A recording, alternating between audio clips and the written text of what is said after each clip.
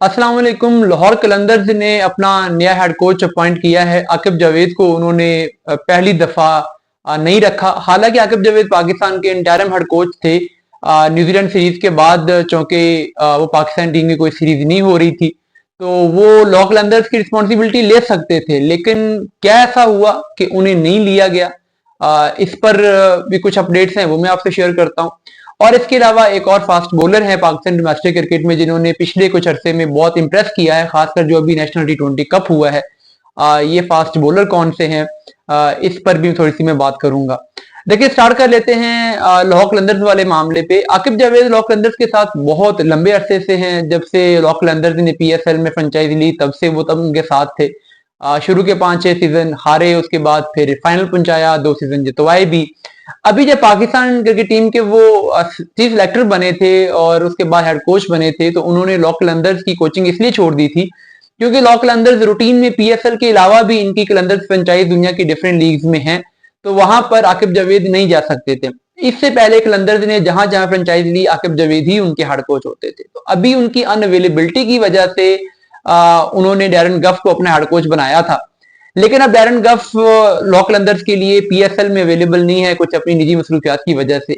तो आकिब जावेद जो कि पाकिस्तान के इंटरिम हेड कोच हैं, पाकिस्तान की अभी जब सीरीज कंप्लीट होगी न्यूजीलैंड से तो वो पाकिस्तान क्रिकेट बोर्ड की किसी किस्म की पाबंदी के मुताबिक नहीं है, वो किसी भी फ्रेंचाइजी की कोचिंग कर सकते हैं। लेकिन इसके बावजूद उन्होंने ये कोचिंग नहीं की। इसकी रीजन कुछ ये है कि आकिब जावेद हैं तो इंटरिम हेड कोच, लेकिन वो फ्यूचर में पाकिस्तान क्रिकेट टीम के साथ हेड कोच बनना चाहते हैं और शायद वो इस बात पे नजरें जमाए हुए हैं कि पीएसएल के बाद वो पाकिस्तान क्रिकेट टीम के साथ एक लॉन्ग टर्म 2 साल का 3 साल का कॉन्ट्रैक्ट साइन करेंगे और मुसलसल पाकिस्तान टीम के साथ कोचिंग के तौर पर रहेंगे। और अभी अगर वो किसी फ्रेंचाइज के साथ चले जाते हैं तो थोड़ी सी एक वो जो एक कॉन्फ्लिक्ट ऑफ इंटरेस्ट है वो आ जाता है कि आप एक लीग की साथ कोचिंग करके आए हैं और साथ ही आप पाकिस्तान टीम की कोचिंग कर रहे हैं। तो उनको शायद ये फील हुआ कि चौके में आगे कैंडिडेट हूं पाकिस्तान क्रिकेट टीम की फुल टाइम हेड कोचिंग का, तो मुझे इसलिए अभी लाहौर कलंदर्स के साथ नहीं जाना चाहिए था। तो लीगली बाउंड ना होने के बावजूद, चूंकि वो फ्यूचर में नजरें जमाए हुए हैं कि मैंने सौदे पे रहना है, इसलिए अभी शायद वो लाहौर कलंदर्स के साथ कोचिंग उन्होंने नहीं की।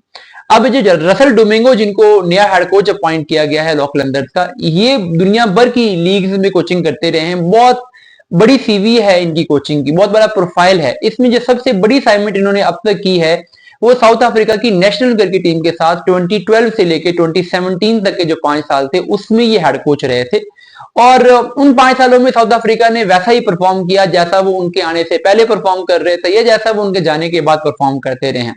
होम सीरीज वो जीते रहे, रैंकिंग उनकी अच्छी आती रही, अवे सीरीज भी जीते रहे, बट कोई आईसीसी टूर्नामेंट नहीं जीत सके। 2014 का सेमीफाइनल खेला टी20 वर्ल्ड कप का, 2015 ओडिया वर्ल्ड कप का सेमीफाइनल खेला, चैंपियंस ट्रॉफी 2017 में सेमीफाइनल नहीं खेल सके। तो ओवरऑल कोई टूर्नामेंट वो जितवा नहीं सके साउथ अफ्रीका के। तो अब वो लाहौर कलंदर्स के साथ आते हैं, यहाँ पे आके वो क्या इंपैक्ट क्रिएट कर सकेंगे ये देखना होगा।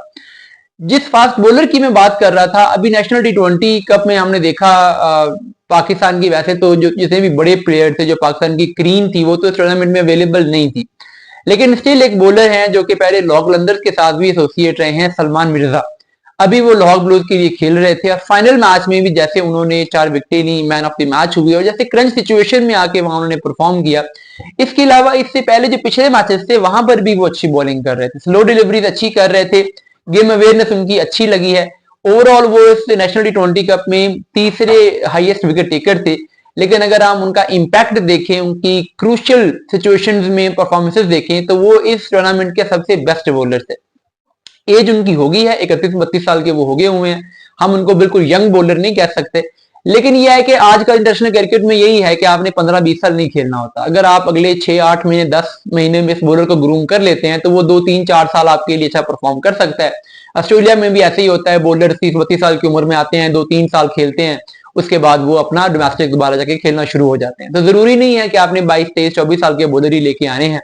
अगर कोई बॉलर है जो कि मेच्योर हो चुका है तो उसको भी आप लेके आ सकते हैं, ऐसी कोई बात नहीं है। तो ये बॉलर है बहरहाल जिस पर अगर आगे काम किया जाए तो ये पाकिस्तान के लिए एक एसेट बन सकता है।